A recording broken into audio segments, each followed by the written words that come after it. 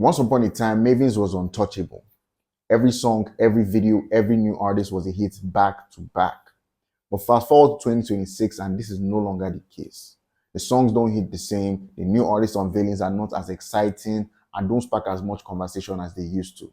And worst of all, the audience is losing confidence.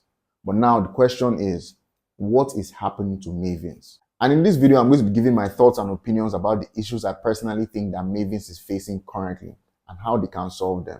First of all, why is this conversation even important? This is because Mavins is not just a label. Mavins is the biggest label in Africa. A label that has over the years been able to launch the careers of multiple superstars that have gone on to dominate both locally and internationally. Mavins is not just another record label.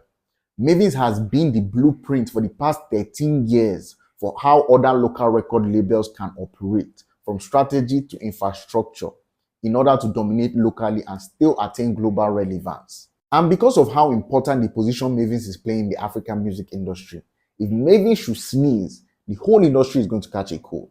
But the reality is, in the last 2 to 3 years, people have started to ask a very silent but uncomfortable question. Has Mavins lost its magic? But first of all, we must acknowledge the obvious decline. Lower hit density, very predictable marketing strategies, the unveilings are not hitting the same, and quite honestly, the overall quality of the music output is at a record low. But what I feel stands out the most is actually the new artist unveilings. Mavins is very much known for their elaborate artist activations, and usually these artists go on to top the charts and secure a hit almost immediately after their debut or shortly after their debut.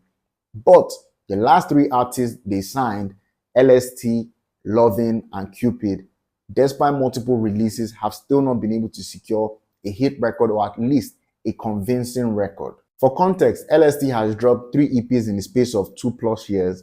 Cupid has dropped 1 EP last year, November, and 1 single this year. Lovin has dropped 1 single in December and 1 single this year.